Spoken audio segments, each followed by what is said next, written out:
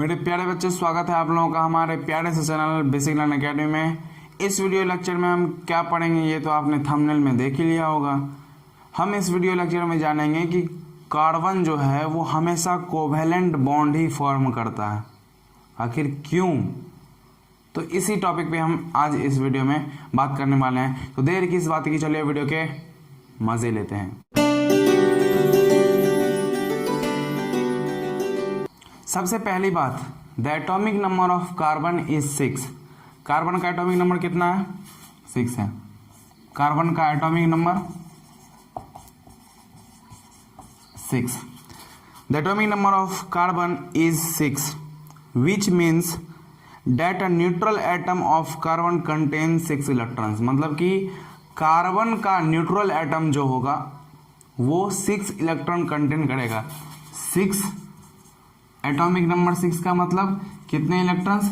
6 electrons.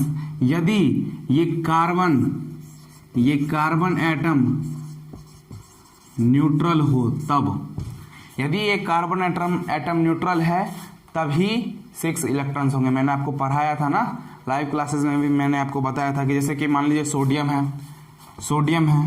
Sodium का atomic number कितना? Sodium का एटॉमिक नंबर 11, आप जानते हो। तो नंबर ऑफ इलेक्ट्रॉन्स कितने? 11 इलेक्ट्रॉन्स ही होंगे। कब? जब ये सोडियम न्यूट्रल हो, जब ये सोडियम एटम न्यूट्रल हो। यदि ये सोडियम एटम के ऊपर चार्ज चढ़ा होगा, चार्ज कैसे चढ़ता है आप जानते हैं। इनर्ट गैस का इलेक्ट्रॉनिक कन्फिग्रेशन अचीव करना चाहता है, एक इलेक्ट्रॉन लूज करेगा तो सोडियम के पास कितने इलेक्ट्रॉन्स बचेंगे? 10 इलेक्ट्रॉन्स बचेंगे, है कि नहीं। न्यूट्रल एटम में 11 इलेक्ट्रॉन, सोडियम के आयनिक जो कैटायन और एनायन होता है तो कैटायनिक फॉर्म में, सोडियम के कैटायनिक फॉर्म में 10 इलेक्ट्रॉन्स होते हैं, एक इलेक्ट्रॉन लूज कर देता है ना। किसके कौन से inert gas? Neon inert gas के इलेक्ट्रॉनिक कन्फिग्रेशन को अचीव करने के लिए ये सोडियम खुद को स्टेबल करने के लिए एक इलेक्ट्रॉन लूज कर देता है, ठीक है। तो ये तो सोडियम के बारे में मैंने बोला। तो कार्बन के बारे में हम समझ रहे थे, ये सब बातें भी जाननी जरूरी है हमें।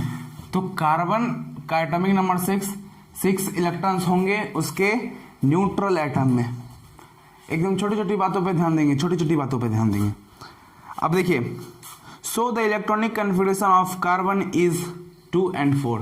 अब इसका इलेक्ट्रॉनिक कन्फिग्रेशन देखिए, इलेक्ट्रॉनिक कन्फिग्रेशन आप लोगों ने बनाया होगा। इलेक्ट्रॉनिक कन्फिग्रेशन, अच्छा, सबसे पहला सेल के सेल, फिर एल। तो कार्बन का है 6, तो सबसे पहला ड्यूप्लेट बनाता है। के सेल में कितने इलेक्ट्रॉन्स? मैक्सिमम 2 इलेक्ट्रॉन्स होते हैं, और बच के 4 एल सेल में होगा, ठीक है। के सेल में 2 इलेक्ट्रॉन, एल सेल में 4 इलेक्ट्रॉन्स होंगे। ये हमारा हो गया इलेक्ट्रॉनिक कन्फिग्रेशन। sp-df से भी हम इलेक्ट्रॉनिक कन्फिग्रेशन जानते हैं, लेकिन फिलहाल आप अभी ये समझिए, ठीक है। 2 and 4 उससे भी हम जान सकते हैं। देखिए जैसे कार्बन है 1s2 2s2 2p2, ये होता है। आप लोगों को स्कूल में यदि बताया गया होगा, अगर नहीं भी बताया गया तो मैं हूं किस लिए, मैं ही तो बताऊंगा। तो 1s2 2s2 2p2। अब देखिए फर्स्ट ऑर्बिट, जो फर्स्ट सेल होता है, सेल का नाम ही ऑर्बिट है, एनर्जी लेवल है, तो बच्चे घबराइए मत। सेल को ही एनर्जी लेवल भी कहते हैं, सेल का नाम ही ऑर्बिट भी है। तो फर्स्ट ऑर्बिट में, फर्स्ट सेल में देखिए, फर्स्ट सेल में 2 इलेक्ट्रॉन्स, सेकेंड सेल में, ये दोनों सेकेंड है ना, सेकेंड एनर्जी लेवल में 2 यहाँ 2 यहाँ, 2 2 4 इलेक्ट्रॉन। तो ऐसे करके, तो आउटर मोस्ट सेल में कितने इलेक्ट्रॉन्स? ये सेल हुआ, ये क्या है? एनर्जी लेवल 2 2 एनर्जी लेवल है ना, सेम एनर्जी लेवल है। तो आउटर मोस्ट तो यही है इसकी कार्बन का, तो 2 यहाँ 2 यहाँ, कितने आउटर मोस्ट सेल में इलेक्ट्रॉन्स? 4। यहाँ भी कितने? 4। तो दोनों तरीके से मैंने आपको बता दिया, आपको जो सुटेबल लगे आप उसका उपयोग कर सकते हैं। चलिए आगे देखिए, it is clear that carbon has 4 electrons in the outer most shell. L shell में, एल क्या आउटर मोस्ट सेल है, उसमें कितने इलेक्ट्रॉन्स? 4 इलेक्ट्रॉन्स। कितने इलेक्ट्रॉन्स? 4 इलेक्ट्रॉन्स, ध्यान में रखिएगा। अब आगे देखिए, since a carbon atom has 4 electrons in its outermost shell, so it should either lose 4 electrons or gain 4 electrons to achieve the inert gas electronic configuration and become stable। अब इसके outermost shell में 4 electrons हैं, या तो इसे 4 electron lose करना पड़ेगा या तो इसे 4 इलेक्ट्रॉन गेन करना पड़ेगा किसी इनर्ट गैस का इलेक्ट्रॉनिक कन्फिग्रेशन अचीव करके स्टेबल होने के लिए। ये कार्बन क्या होना चाहेगा? कार्बन स्टेबल होना चाहेगा, कार्बन स्टेबल होना चाहेगा। सभी अपनी जिंदगी में स्टेबल होना चाहते हैं, आप भी स्टेबल होना चाहते हैं, हम भी स्टेबल होना चाहते हैं। तो कार्बन स्टेबल होना चाहेगा। कार्बन के आउटर मोस्ट शेल में 4 इलेक्ट्रॉन्स, ये या तो 4 इलेक्ट्रॉन लूज करेगा या तो ये 4 इलेक्ट्रॉन गेन करेगा। अगर इसको स्टेबल होना है तो ऐसा ही करेगा, लूज या गेन। अब या तो ये लूज करेगा या तो ये गेन करेगा, किस चीज के लिए? इलेक्ट्रॉनिक कन्फिग्रेशन अचीव करने के लिए। किसका? इनर्ट गैस का, नियरेस्ट इनर्ट गैस का इलेक्ट्रॉनिक कन्फिग्रेशन अचीव करके ये स्टेबल होना चाहता है कार्बन। अब 4 इलेक्ट्रॉन लूज करना पड़ेगा या फिर 4 इलेक्ट्रॉन गेन करना पड़ेगा। लेकिन इसके साथ होता क्या है? चाहते तो हम भी बहुत कुछ है, लेकिन होता कुछ और है। जो चाहते हैं वो नहीं होता। बहुत सारे लोग हैं जो चाहते हैं वो कर देते हैं। गुड। अब आगे देखिए, now carbon atom is very small. अब देखिए बहुत बेसिक नॉलेज है यहाँ पे, बहुत, इसीलिए हमारे चैनल का नाम बेसिक लर्न अकेडमी इसीलिए पढ़ा है। एकदम बेसिक बातों पे ध्यान देंगे, छोटी छोटी बातों पे। अब देखिए, कार्बन एक स्मॉल एटम है। क्या है? कार्बन एक स्मॉल एटम, बहुत छोटा एटम। अब मानिए हम न्यूक्लियस हैं, मेरे चारों बगल 2-4 लड़के हैं। हम 2-4 लड़के को रोक सकते हैं पकड़ के, रुक जा भाई, रुक जा।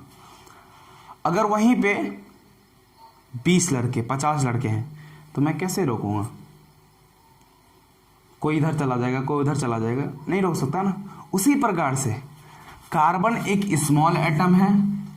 जो न्यूक्लियस होता है वो होल्ड करता है, वो क्या करता है? इलेक्ट्रॉन्स को होल्ड करता है, पकड़ के रखता है उसको स्ट्रांगली। वो जाने नहीं देता क्योंकि छोटा है, स्पेस छोटा है, वहां पे कम इलेक्ट्रॉन्स है, मात्र 6 इलेक्ट्रॉन्स हैं। इलेक्ट्रॉन्स को पकड़ के रखता है स्ट्रांगली। तो ये ना लूज करने देता है ना गेन करने देता है कि नहीं? यही बात मैं आपको बताना चाह रहा था। अब आगे देखिए, तो ये कार्बन एटम जो है बहुत स्मॉल है, due to which it outermost electrons are strongly held by the nucleus।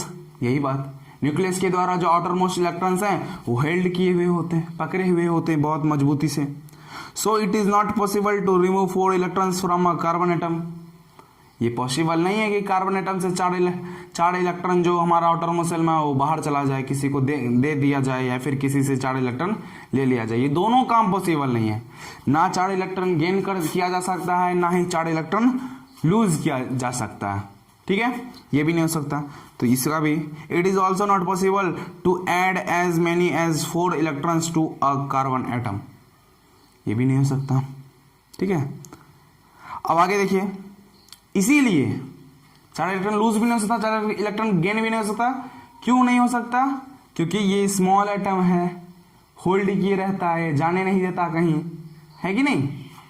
अब इसीलिए carbon atom, since carbon atoms can achieve the inert gas electron arrangement only by the sharing of electrons.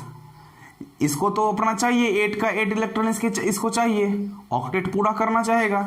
Carbon चाहेगा कि इसके पास 8 electrons हो, carbon चाहेगा कि इसके पास 8 electrons हो। 4 इलेक्ट्रॉन इसको कोई देगा नहीं, 4 इलेक्ट्रॉन इसको कोई देगा नहीं, तो ये क्या करेगा? शेयरिंग करेगा। क्या करेगा? शेयरिंग करेगा। समझ में आ रहा है आप लोगों को? कार्बन शेयरिंग करेगा। Carbon atom can achieve the inert gas electron arrangement only by the sharing of electrons. Therefore carbon always forms covalent bond. इसीलिए कार्बन हमेशा कोवेलेंट बॉन्ड का ही फॉर्मेशन करता है। जहां भी शेयरिंग ऑफ इलेक्ट्रॉन्स हो, शेयरिंग ऑफ इलेक्ट्रॉन्स का मतलब covalent bond.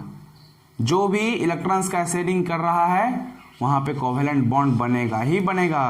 Carbon always form covalent bond. Is it clear? तो आपको समझ में आ गया? तो यही थी हमारी बेसिक नॉलेज जो मैं आपको पढ़ाना चाह रहा था। तो समझ गए आप लोग? अब आज के लिए बस इतना ही। अगले वीडियो लेक्चर में हम और सारी बातें जानेंगे। टेट्रावेलेंट क्या होता है ये बात करेंगे अगले वीडियो लेक्चर में। टेट्रावेलेंट क्यों होता है, कार्बन कैसे होता है, तो इन सब बातों पे भी बात चर्चा करेंगे हम आगे आगे धीरे। पूरा सिलेबस जैसा कि मैंने आपको वादा किया है मैं करवाऊंगा, टेंशन नहीं लेना है। अपने दोस्त को शेयर करें, वीडियो को लाइक करें, चैनल को सब्सक्राइब करें, और वो तो आपके ऊपर डिपेंड है। आपको यदि बेनिफिट हो रहा है तो चैनल को सब्सक्राइब कर ही लें, नहीं हो रहा है तो फिर भी कर लें, ठीक है, कर लें। तो आज के लिए बस इतना ही।